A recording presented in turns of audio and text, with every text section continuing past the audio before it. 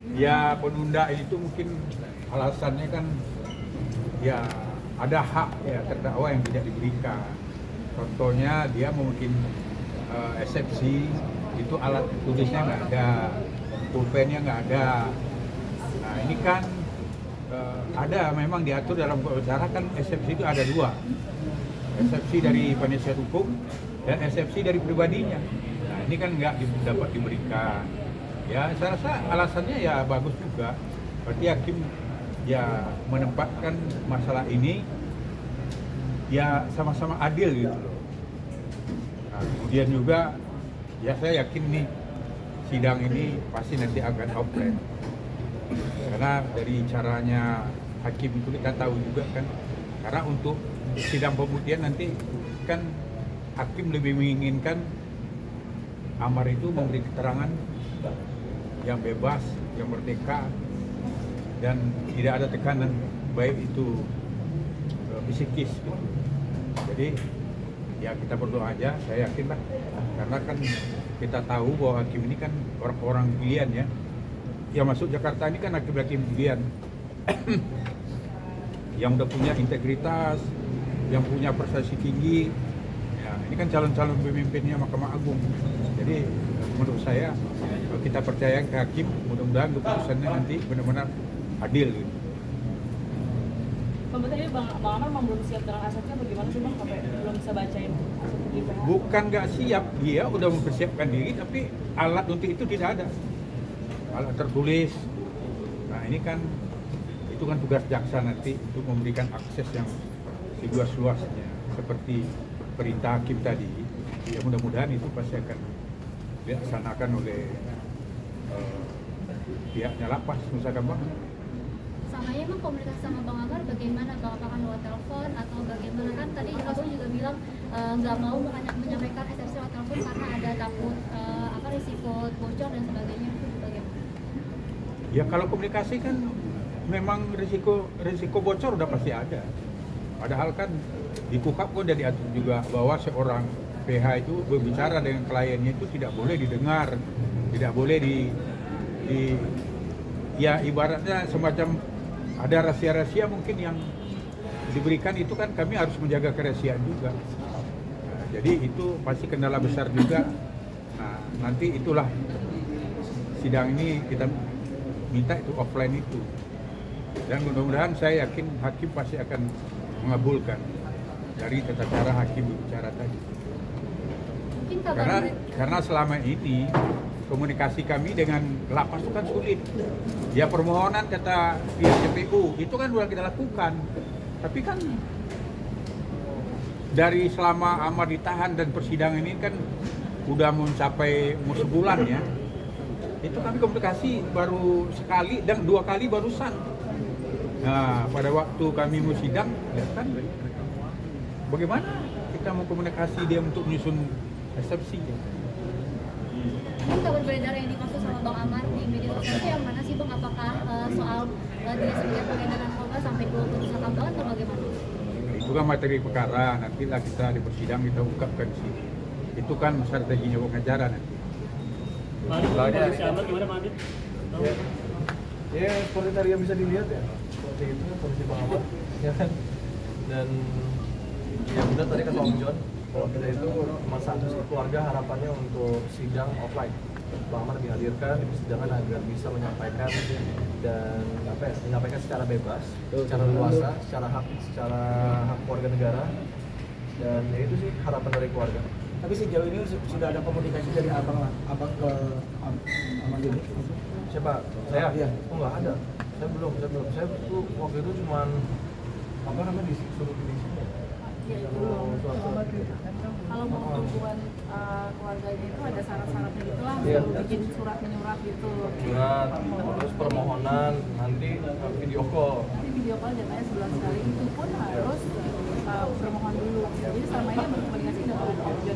Iya, permohonan dulu. Iya. Ya benar guys, mungkin katanya Amar itu geraknya terbatas. Oh iya yang benar kata Om Jon itu kan. Om Jon bilangnya mungkin karena selnya kecil, jadinya sebenarnya tadi mau didengerin semuanya kan, mau diputar semuanya, cuma sama hakim nggak boleh kan. Kita mau Om Jon baru sih dikeluarkan, belum semuanya dikeluarkan. Bagaimana keadaan Om Jon aja rekamannya seluruhnya gimana. Udah gak sih cuma 1 jam disuruh bisa menghirup Ya, udara bebas, betul, 1 jam aja sehari. 1 jam saja. Ya makanya kayak Kan tadi bisa dengar sendiri Bang Amar bilang kalau kita kemana-mana dari sel ke tempatnya itu ditutup, Iya. diborgol gitu kan. Jadi tadi kalian bisa dengar sendiri kan kesaksiannya Bang Amar sebagaimana. Jadi sangat menyayangkan kan yang aku hukum Indonesia tuh, aduh gimana ya? Psikis Amar kena gak sih jadi? Ya pastilah, coba ibu psikis pasti kena lah. Gimana mungkin? Ya, memang dari keluarga belum pernah ada bisa komunikasi selama Amar ada di Nusa Kambangan baik dengan saya, dengan Adit gitu ya. Tapi waktu itu satu kali hanya 3 menit. 3 menit itu pun kan juga diawasi di sana dan dengan Pak Jon. Kemudian tadi pagi. Nah tadi pagi itulah yang pertama saya bisa komunikasi. Dan itu juga terbatas kan kalau melalui komunikasi seluler itu kan tidak bisa yang seperti kalau kita hadapan. Maka daripada pada saat sidang pertama itu sudah diinginkan, diharapkan dari pihak kami keluarga itu adalah secara offline sehingga Amar sendiri untuk memberikan eksepsinya, untuk memberikan apa yang didakwa kemarin sudah dibacakan pada sidang pertama itu sudah bisa disampaikan secara langsung gitu. Jadi ya kalau asas kerahasiaan dengan komunikasi antara pengacara dengan klien itu kan ada asas kerahasiaan yang harus dipegang. Itu kan nggak bisa semua harus tahu kan gitu. Nah ini yang jadi kendala. Kemudian informasinya keterbatasan gerak selama ada di Nusa Kambangan ini itu kan juga akan berdampak kepada kesehatan yang dia sudah mulai mengeluhkan dirinya dengan kaki kebas karena untuk keluar itu kan hanya 1 jam dan itu pun ditutup matanya dan sebagainya. Nah ini asas kemanusiaan ini yang kami pasti harus mengharapkan kepada pihak-pihak yang terkait yang dalam hal ini. Karena kalau kembali kepada Pak Dirjen Lapas mengatakan bahwa Amar ini kan bukan penyalahguna narkotika. Jadi ya mohon sekali lagi untuk para pimpinan, penegak hukum, Amar segera dikembalikan. Jadi dikembalikan dan haknya sebagai manusia, hak asasi manusianya, hak kemanusiaan, hak keadilannya, hak untuk direhabilitasi itu segera dilaksanakan. Karena kalau tidak, itu berdampak kepada fungsi saraf otaknya itu, dia akan mengalami stres, kecemasan, sampai kepada depresi, dan nanti meningkat sampai kepada gangguan kejiwaan. Itu yang tidak diharapkan oleh kami semuanya. Oke. Mengenai bersurat ke Presiden gimana mungkin Ibu? Ya, kami sudah ya istilahnya berupaya untuk hal ini kan. Dari pihak keluarga saya dengan Adit sudah berupaya untuk mohonlah keadilan, mohonlah kemanusiaannya. Kita punya hak juga sebagai warga negara yang punya kewajiban bayar pajak, yang hasil pajaknya juga dibayar para penegak-penegak hukum ini kan. Nah bersuratlah kepada ya Presiden supaya mendapatkan keadilan dan hak asasi kemanusiaan itu yang tidak memilah-milah gitu untuk diberikan perlindungan secara hukumnya juga ya haknya untuk hidup karena banyak kok yang tadinya menyalahguna narkotika kemudian bisa berproduktif, bisa berkarya dan bisa direhabilitasi, bisa dikonseling, kemudian bisa berkarya kembali itu banyak dan berharap Amar akan ke sana sebelum kemudian nanti kalau misalnya ada tekanan itu kan akan berdampak kepada kesehatan dan fungsi sarafnya sampai kepada tingkat yang lebih tinggi dalam gangguan kejiwaan. Mungkin Adit melihat Amar sendiri langsung dari layar kan sedikit membuat rasa kangen melihat tadi Abang Amar langsung seperti apa dan respon Adit juga melihat kaki Amar kemarin kan datang ke Nusa Kambangan. Kita sudah tahu Ya, langsung ya pastilah kangen banget ya karena kan baru pertama kali ini ya terakhir waktu sama saya. Iya. Jadi di bulan Agustus ya terakhir kita ya Iya terakhir aku sama Panji. pas lihat lagi Waktu mau mengajukan revisi. Iya. Gitu. Berubah ya berubah Ya. ya tapi ya, alhamdulillah sehat sih ya sehat itu yang paling penting. Yang soal minta Amar katanya. Amar sendiri tadi kan tidak mau gimana dia ngemesnya seperti apa sih yang biasanya kita tahu Abang Amar kalau di sini kan bisa leluasa di sana tidak bisa sama sekali leluasa. Ya itulah makanya luar biasa aku juga nggak ada kata-kata lagi sih itu kayak ya seharusnya ketika memang masalahnya harus dibicarakan di sini ya ini bahasa orang awam bahasa orang normal ketika lo punya masalah sama gue datang ke sini langsung gitu tatap muka gitu kenapa online gitu ya, jadi ya saya harap tadi yang mulia ya, alhamdulillah untuk tunjukkan offline-nya. Kemudian sih, ya itu sih harapan dari kita offline. Gitu sih. Komunikasi dengan keponakan Bang? Kenapa Raffi Ahmad? Dia kan datang ke sana, Itu kan kerjaan dia. Itu kerjaan dia. Program dari itu program pemerintah. Tapi kita nggak berhasil ketemu gimana? Aku nggak ngerti itu.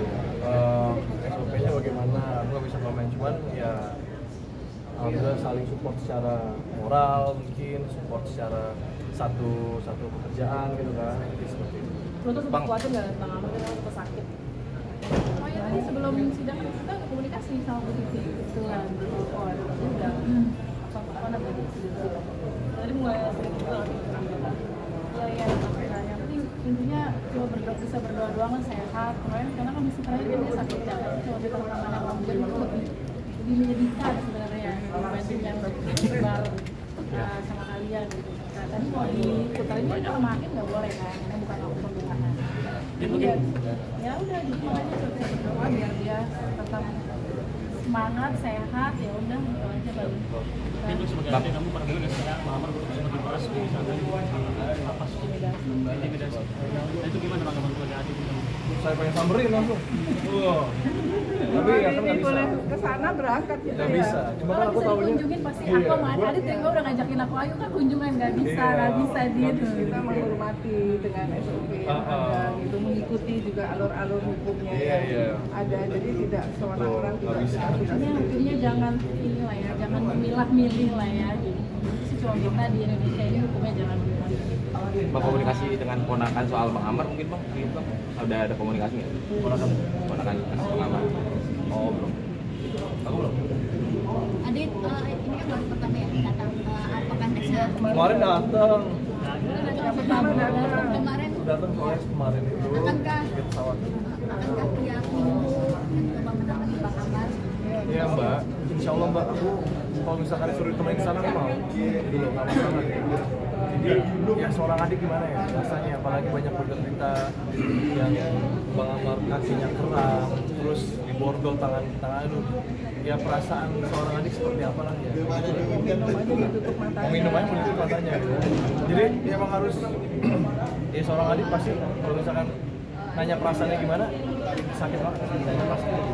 Tapi selama ini selalu ditawarin ke kalian, kamu sebagai adik pernah nggak sih dimintain uang sama Amar? Ini loh, bukan masalah dimintain uang, jangan salah. Jadi kita ini bertiga ada bisnis, Adit, aku, Bang Amar. Nah, jatahnya Bang Amar itu memang dipegangnya sama aku, gitu loh. Jadi jangan salah sangka. Adit tadi juga, ini Adit kan juga kerja. Jadi aku juga nggak bisa memaksakan Adit untuk laki itu beda sama perempuan. Jadi kalian tuh juga harus bedain, laki-laki tuh beda perannya sama perempuan. Jadi mungkin Bang Amar lebih nyaman ke aku karena lebih gampang ngomongin. Kalau Adit kan udah syuting segala macam gitu kan, dia juga banyak yang diurus gitu. Jadi bukan soal uang dari aku, mau dari aku mau apa, intinya Bang Amar percaya sama aku. Kadang-kadang Adit juga transfer ke aku gitu buat Bang Amar titip ya semua diceritain ya Adit ya. Mungkin nggak apa ya, tidak untuk terlihat ke media Gitu loh. nggak harus. Oh, apakah Aditya Zoni memberikan uang ke Ahmad Zoni? Nggak usah ditanyain itu, nggak usah. Maksudnya kayak nggak perlu tahu juga. Walaupun Adit juga sibuk, Adit tuh tetap komunikasinya tuh sama aku pasti nanyanya, Kak gimana? Kemarin ini dia udah berapa kali Kak? Gimana? Udah bisa kunjungan belum? Dia bilang belum.